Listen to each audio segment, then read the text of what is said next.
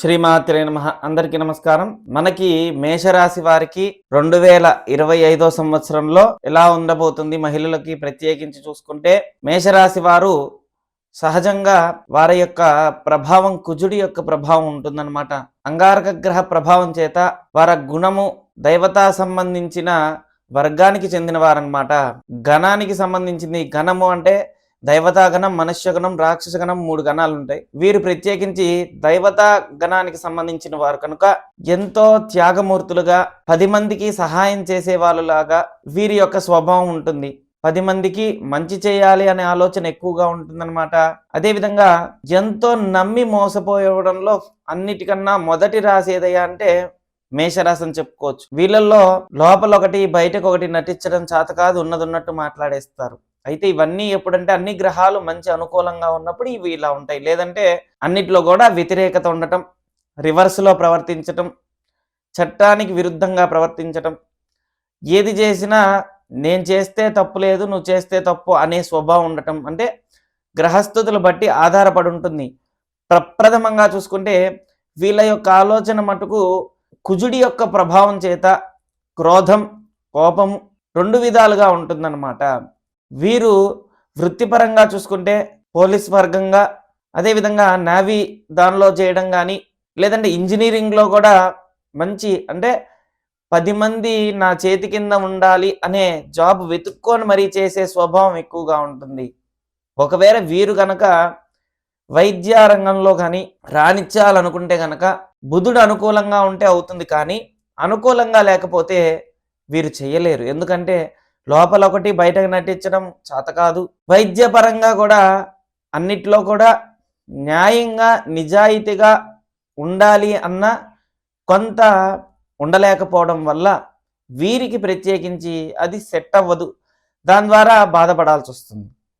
అయితే గ్రహస్థితులు అన్నీ అనుకూలంగా ఉంటే ఖచ్చితంగా మంచి మార్గం లభిస్తుంది. దానిలో కూడా గవర్నమెంట్ ప్రభుత్వ ఉద్యోగ సంబంధించింది అనుకూలత ఉంటుంది. వీరికి అన్ని రంగాల్లో కూడా మంచి అనుకూలత సూచిస్తుందన్నమాట. ఈ యొక్క అంశాన్ని మనం పరిశీలిస్తే వీరికి కలిసొచ్చే వారం చూసుకుంటే కనుక ఆదివారం, దాంతోపాటుగా మంగళవారం, గురువారం, ఈ 3 వారాలు వీరికి మంచి కలిసొచ్చే రోజు అన్నమాట. ఏ పనన్నా అనుకున్నప్పుడు ఈ 3 వారాల రోజుల్లో పెట్టుకొని ప్రత్యేకించి చేస్తే విజయం సాధించవచ్చు. ఏ పనైనా సరే అవలీలగా దాటాలి అంటే ఆదివారం, మంగళవారం, గురువారం ఇది ఖచ్చితంగా పనిచేస్తుందన్నమాట. వీరికి అనుకూలమైన దైవం చూసుకుంటే దత్తాత్రేయ స్వామి, అదేవిధంగా ఈశ్వరుడి యొక్క ఆరాధన చేయడం వల్ల మంచి ఫలితం వస్తుందన్నమాట. వీరికి ఆదివారం, మంగళవారం, గురువారంతో పాటు సోమవారం కూడా కలిసి వస్తుందన్నమాట. అయితే జాతక చక్రాన్ని పరిశీలిస్తే మనకి చూస్తే కనుక జాతకంలో ఇప్పుడు మేషరాశి వారికి కొన్ని మార్పులు జరిగే అవకాశం చాలా ఉందన్నమాట. గురు శని కలయికతో కూడినది, బుధ శుక్ర కలయికతో కూడినది వీరికి మంచి సూచన లభిస్తూ ఉందన్నమాట. అయితే వీరికి బుధుడు 25వ తారీఖు ముందడుగు వేశారు. మొన్నటి వరకు జాబ్లో ఇబ్బంది పడిపోవడం, అనుకూలత లేకపోవడం, భాగ్యస్థానంలో ఉన్నప్పటికీ కూడా 9వ స్థానంలో మొన్నటి వరకు ఉన్నారనమాట. ఈ 9వ స్థానంలో ఉండటం వల్ల చాలామంది ఏంటంటే మీకు భాగ్యస్థానంలో ఉంది కలిసి వస్తుంది అన్నారు. కానీ ఈ భాగ్యస్థానాధిపతి గురువు కాబట్టి గురువుకి బుధుడికి పడకపోవడం, బుధుడు ఆ స్థానంలో ఉండటం వల్ల కొన్ని వ్యతిరేకతమైన ప్రభావాలు ఎదురయ్యాయి. ఉద్యోగపరంగా ఆటంకాలు ఎదురయ్యాయి, సమస్యలు కలిగాయి. ఇవన్నీ కూడా నివృత్తి ఇప్పుడు దశమ స్థానంలోకి అడుగు వేశాడనమాట. ఎప్పుడైతే ఈ దశమ స్థానంలో అడుగు వేశారో వీరికి అన్నిట్లో కూడా విజయం రానున్నదన్నమాట.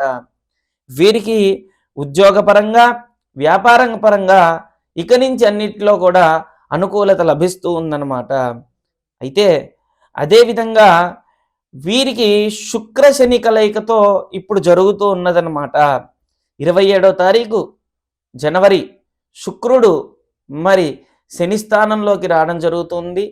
కనుక శుక్ర శని కలయిక అనేది శుక్రుడు శని స్నేహితులైనప్పటికీ కూడా మేషరాశికి శని శత్రువు కాబట్టి దంపతుల మధ్య కొద్దిగా ఇబ్బందికరంగా సాగుతుందన్నమాట జీవితం.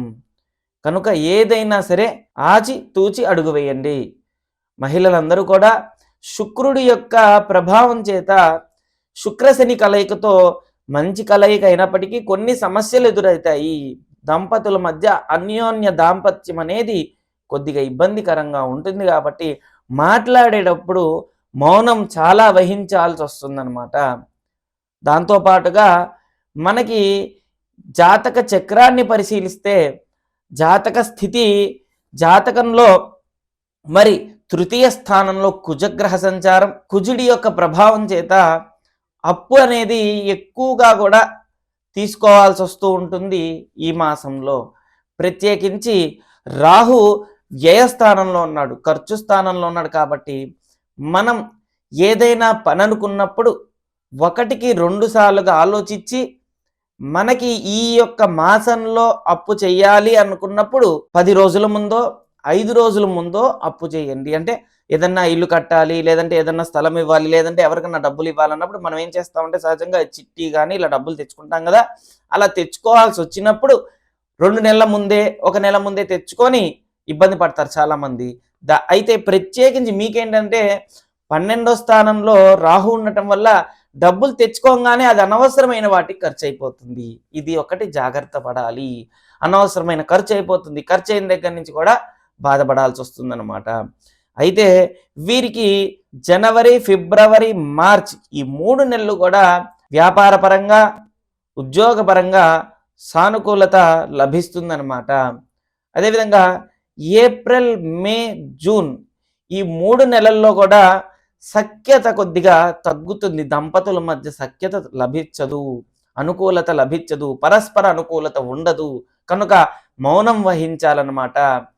ఈ జూన్ తర్వాత నుంచి జనవరి, ఫిబ్రవరి, మార్చ్, ఏప్రిల్, మే, జూన్ ఈ 6 అయిపోయిన తర్వాత నుంచి వీళ్ళకి మంచి రోజులు వస్తాయి. అయితే జూన్ నుంచి జూన్, జూలై, ఆగస్టు ఈ 3 మాసాలు కూడా శని రాహు కలయికతో ఉంటుంది కనుక ఇబ్బందికరంగా సాగుతుంది.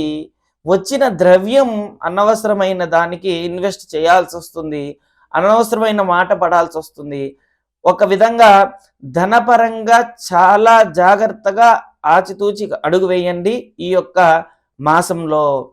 కాబట్టి ఆగస్టు, సెప్టెంబర్, అక్టోబర్ ఈ 3 మాసాలు కూడా అన్నిట్లో కూడా క్షేమం లభిస్తుంది, కొద్దిగా ఊరిట లభిస్తుంది. మనకి చేసే పనిలో అన్నిట్లో కూడా అనుకూలత లభిస్తుంది. గ్రహస్థితులు కొన్ని స్థితుల వల్ల అన్నిట్లో కూడా విజయం సాధించచ్చు అన్నమాట. అదేవిధంగా మనకి చూసుకుంటే కనుక నవంబర్, డిసెంబర్ ఈ 2 మాసాలు ప్రత్యేకించి వీరి లైఫ్లో ఒక మార్పు చెందే అవకాశం ఉందన్నమాట. ఇవన్నీ కూడా జనవరి నుంచి డిసెంబర్ వరకు చెప్పడానికి కారణం ఏంటంటే ఈ గ్రహస్థితులన్నీ కూడా ప్రత్యేకించి జనవరి నుంచి మారటం మొదలయ్యాయి కాబట్టి 3 మాసములకు ఒకసారి గ్రహస్థితులు మారుతూ ఉంటాయి కాబట్టి ఇది గమనించుకొని ప్రతి ఒక్కటికి ఆచితూచి అడుగు వేయండి. వీరికి దోషాలు ఏమైనా ఉంటాయా అని పరిశీలిస్తే హిస్టరీలో రక్త సంబంధమైన ఇబ్బందులు ఉండటం, సహజంగా వీరికి జ్వరాలు, జబ్బులు ఇలాంటివేవి రావు, వస్తే తగ్గడం కష్టం. కోపం ఎక్కువ ఉండటం వల్ల కొద్దిగా బీపీ కానీ ఇలాంటివి వచ్చే అవకాశం ఉంది. అయితే కుజుడి యొక్క అనుగ్రహ ప్రభావం చేత అన్నిట్లో కూడా అనుకూలత ఉంటుంది. పూర్వజన్మ సంబంధించింది 2 వస్తాయన్నమాట. ఒకటి దైవతా రుణం, రెండోది మనుష్య రుణం, పితృ రుణం, మాతృ రుణం. ఇలా రుణానికి సంబంధించింది ఒకటైతే కర్మ సంబంధించింది ఒకటి. కర్మ శనికారకుడు కాబట్టి ఈ యొక్క వీరికి అధిపతి కుజుడు కాబట్టి కుజుడు ప్రత్యేకించి చూసుకుంటే కనుక కొద్దిగా క్రోధం, ఆవేశం, రుణం ఇవి ఎక్కువగా ఇస్తాడు. కనుక వీరి జాతకంలో కుజుడు బాలేకపోతే అప్పులు ఎక్కువ చేసుకుంటూ ఉండటం, మాతృదోషం, పితృదోషం, సర్పశాపం, కుజశాపం, కుజ ప్రభావం, కుజుడి యొక్క దోష ప్రభావం వీరికి ఎక్కువగా ఉంటుంది అన్నమాట. దానివల్ల ఆరోగ్యపరంగా ఇబ్బందులు పడడం, భూమి తీసుకుంటే దానిలో డెవలప్మెంట్ ఉండకపోవడం ఇలాంటివి జరుగుతాయి. కానీ ఇదే విధంగా కుజుడు అనుకూలంగా ఉంటే మంచి డెవలప్మెంట్ ఉంటుంది. మీ జాతకంలో కుజుడు బాగున్నాడా లేదా అని తెలుసుకోవాలనుకుంటే కనుక మమ్మల్ని సంప్రదించండి. మీకు అన్ని విధాలుగా కూడా తెలియచేయడం జరుగుతుందన్నమాట. ఓం శ్రీ దత్తాయ నమః. ఓం శ్రీ దత్తాత్రేయాయ నమః.